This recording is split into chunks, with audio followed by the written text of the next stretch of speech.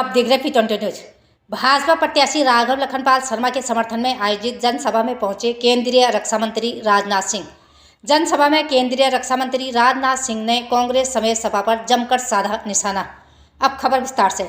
सहारनपुर के बेहट रोड स्थित पानसर के किसान विद्या मंदिर इंटर कॉलेज में भाजपा प्रत्याशी राघव लखनपाल शर्मा के समर्थन में आयोजित जनसभा में पहुंचे केंद्रीय रक्षा मंत्री राजनाथ सिंह का भाजपा नेताओं के द्वारा जोरदार स्वागत किया गया। केंद्रीय रक्षा मंत्री राजनाथ सिंह ने हाथ उठाकर उपस्थित जन समूह का अभिवादन किया। इस दौरान जनसभा में भाजपा के कार्यकर्ताओं के द्वारा राजनाथ सिंह जिंदाबाद के नारे भी खूब लगाए गए। राजपूत समाज सहित सर्व समाज को साधने आज केंद्रीय रक्षा मंत्री राजनाथ सिंह सहारनपुर के कस्बा बेहट पहुंचे। पानसर के किसान विद्या मंदिर इंटर कॉलेज में आयोजित जनसभा को संबोधित करते हुए केंद्रीय रक्षा मंत्री राजनाथ सिंह ने कांग्रेस समेत सपा पर जमकर निशाना साधते हुए कहा कि लोकसभा चुनाव 2024 के बाद कांग्रेस व सपा समाप्त हो जाएगी। साथ ही उन्होंने कहा कि सपा की हालत यह हो गई है कि वह रोज प्रत्याशी बदलती है, जबकि कांग्रेस को प्रत्याशी ही नहीं मिल रहे।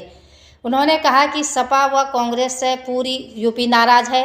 जनसभा में केंद्रीय रक्षा मंत्री राजनाथ सिंह ने प्रधानमंत्री नरेंद्र मोदी की प्रशंसा करते हुए कहा कि भाजपा जो कहती है वह करती है। साथ ही उन्होंने कहा कि देश की जनता इस सच्चाई को जानती है कि पीएम मोदी और योगी अपनी जिम्मेदारी का ठीक तरह से निर्वाह कर रहे हैं। मोदी के नेतृत्व में सारी दुनिया में देश का कद बढ़ा है। राजनाथ सिंह ने कहा कि हमारे प्रधानमंत्री नरेंद्र मोदी ने रूस यूक्रेन युद्ध के दौरान यूक्रेन में फंसे हमारे बच्चों को सुरक्षित निकलवाया। पीएम मोदी ने रूस यूक्रेन और अमेरिका के राष्ट्रपति से बात कर 4.5 घंटे के लिए युद्ध रुकवाया। यह भारत की ताकत है। जनसभा में केंद्रीय रक्षा मंत्री राजनाथ सिंह ने लोकसभा चुनाव में भाजपा के प्रत्याशी राघव लखनपाल शर्मा को जिताने की भी अपील की। सहारनपुर से महेश कुमार की खास रिपोर्ट।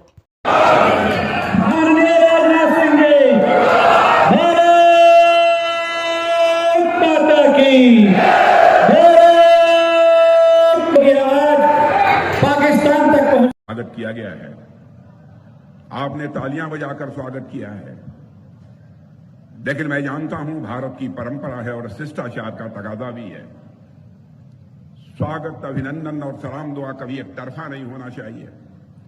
इसलिए मैं भी अपनी तरफ से शीश झुकाकर आप सभी बहनों भाइयों का हार्दिक अभिनंदन करता हूं, आप सभी का स्वागत करता हूं।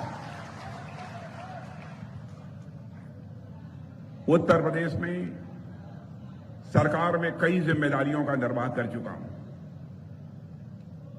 उत्तर प्रदेश के लोगों के साथ मेरा बहुत ही घनिष्ठ और अटूट रिश्ता है, लेकिन जानते हैं केंद्र की राजनीति में जाने के बाद अपने प्रदेश के लिए जितना समय देना चाहिए चाहते हुए भी मैं उतना समय नहीं दे पाता। लेकिन मैं सच बतलाऊं, जब कभी भी उत्तर प्रदेश में मेरा कार्यक्रम लगता है और मुझे जब यहां पर आना होता है तो मुझे आत्मिक सुख की प्राप्ति होती है, आत्मिक सुख की प्राप्ति होती है जब यहां आना होता है। अब इसके पहले परसों में तमिलनाडु में था, कल अरुणाचल प्रदेश में था। लगातार कई दिनों से सारे देश भर में सार्वजनिक सभाओं का सिलसिला चल रहा है और उत्तर प्रदेश में आज शुरुआत कर रहा हूं तो इस सहारनपुर की धरती से, बेहट की धरती से मैं यहां चुनावी अभियान का शुभारंभ कर रहा हूं। हमारी उत्तर प्रदेश की सरकार श्रीमान योगी आदित्यनाथ जी के नेतृत्व में चल रही है। केंद्र की सरकार हमारे प्रधानमंत्री मोदी जी के नेतृत्व में चल रही है। मुझे बतलाने की जरूरत नहीं है, केवल उत्तर प्रदेश ही नहीं है बल्कि सारे हिंदुस्तान की जनता इस सच्चाई को स्वीकार करती है। चाहे यहां के मुख्यमंत्री योगी जी हों, चाहे हमारे देश के प्रधानमंत्री मोदी जी हों, दोनों लोग अपनी जिम्मेदारी का बखूबी निर्वाह कर रहे हैं, ठीक तरीके से निर्वाह कर रहे हैं। बहनों भाइयों, इस सच्चाई को भी नकारा नहीं जा सकता। केंद्र में मोदी जी के नेतृत्व में सरकार बनने के बाद सारी दुनिया में भारत का कद बढ़ा है। पहले भी दुनिया के कई देशों में सार्वजनिक सभाओं को संबोधित करने का मुझे अवसर प्राप्त हुआ है। आज भी कई अंतर्राष्ट्रीय मंचों पर दुनिया के दूसरे देशों में भी जाकर विचार व्यक्त करने का अवसर मिलता है। लेकिन मैंने ये अनुभव किया कि आज के कुछ वर्षों पहले, यानी मोदी जी के आने के पहले, जब अंतर्राष्ट्रीय मंचों पर भारत कुछ बोलता था तो भारत की बातों को जितनी गंभीरतापूर्वक लिया जाना चाहिए नहीं लिया जाता था।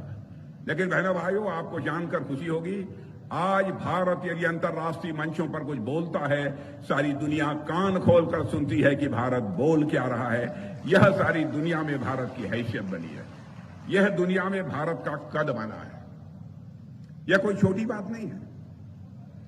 मैं समझता हूं आप लोग भी यह मानेंगे, आप लोगों की भी ये सभी राजनीतिक पार्टियों से अपेक्षा होगी। राजनीति केवल सरकार बनाने के लिए नहीं की जानी चाहिए, राजनीति की जानी चाहिए तो देश बनाने के लिए राजनीति की जानी चाहिए, और यही काम भारतीय जनता पार्टी कर रही है। देश के रक्षा मंत्री के रूप में भी मैं आपको विश्वास दिलाना चाहता हूं बहनों भाइयों कि हम भारतवासियों का मस्तक किसी भी सूरत में झुकने नहीं देंगे। हम आपको पूरा विश्वास दिलाते हैं।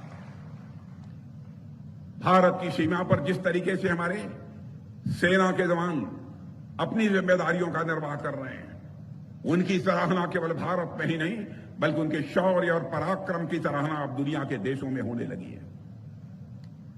आपका भारत अब कमजोर भारत नहीं रहा है, आपका भारत ये ताकतवर भारत बन गया। मैं एक घटना की जानकारी आपको देना चाहता हूं। आज के कुछ महीने पहले कतर देश का नाम आपने सुना होगा। कतर में हमारे इंडियन नेवी के कुछ रिटायर्ड ऑफिसर वहां पर काम कर रहे थे कुछ कंपनियों में। किन्हीं मामलों में कोर्ट ने उन्हें फांसी की सजा दे दी। थे तो भारत के ही, हमारी नौसेना में भी अपनी सेवाएं दे चुके थे। बहनों भाइयों, स्वाभाविक है हम लोगों को परेशानी हुई। कोई ऐसा अपराध नहीं था कि उन्हें फांसी की सजा दी जाए, लेकिन कतर की अदालत ने उन्हें फांसी की सजा दे दी। उसके बाद प्रधानमंत्री जी से चर्चा हुई और प्रधानमंत्री जी ने कतर के राष्ट्रपति को मिलाकर सीधे टेलीफोन पर बात की। और आपको जानकर खुशी होगी कि हमारे नौसेना के 9 सैनिकों को, जो पूर्व नौसैनिक अधिकारी थे जिनको फांसी की सजा हो गई थी, उनको वहां की सरकार ने पूरी तरह से माफ कर दिया और वह सकुशल जो है भारत लौट गए।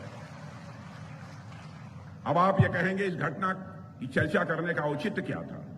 इस घटना की चर्चा करने का औचित्य इसलिए है कि भारत के प्रति सारी दुनिया में धारणा कैसी बनी है, भारत का कद कितना ऊंचा हुआ है। इसलिए जानबूझकर मैंने इस विषय की चर्चा की। अब एक घटना और आपको बताना चाहता हूं। रूस और यूक्रेन के बीच लगभग 2 वर्षों से लगातार युद्ध चल रहा है। बराबर रूस की तरफ से भी मिसाइलें चल रही हैं, यूक्रेन की तरफ से भी मिसाइलें चल रही हैं। बड़ी संख्या में, लाखों की संख्या में लोग मारे भी गए। ज्यों ही रूस और यूक्रेन का युद्ध प्रारंभ हुआ था तो भारत के हमारे बहुत सारे बच्चे यूक्रेन में उस समय पढ़ते थे। कोई एमबीबीएस कर रहा था, कोई इंजीनियरिंग कर रहा था, कोई वहां पर मैनेजमेंट का कोर्स कर रहा था। तो यहां जो उनके माता पिता भारत में थे वह कहने लगे कि मोदी जी चाहे जो भी हो जाए, हमारे बच्चों को जल्दी से यूक्रेन से बाहर निकालिए, नहीं कब उनकी जिंदगी चली जाए कुछ कहा नहीं जा सकता। बहनों भाइयों, यह भारत की हैसियत की मैं चर्चा करना चाहता हूं। हमारे प्रधानमंत्री ने 2 देशों का युद्ध चल रहा था, भारत के बच्चे वहां फंसे हुए थे।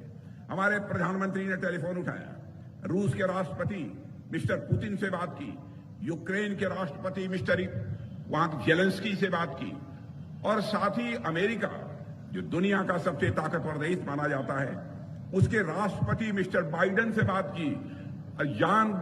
यह जानकर आपको खुशी होगी मेरे बहनों भाइयों, 4.5 घंटे के लिए रूस और यूक्रेन का युद्ध रुक गया और हमारे 22,500 बच्चे यूक्रेन से बाहर भारत आ गए। यह भारत की हैसियत बनी है। 2014 में जितना हमको समर्थन प्राप्त हुआ था, 2019 में जनता का समर्थन उससे भी अधिक बढ़ा है। क्यों बढ़ा है? लोग ये समझते हैं जैसी उनकी हसरत थी, जैसी उनकी इच्छा थी,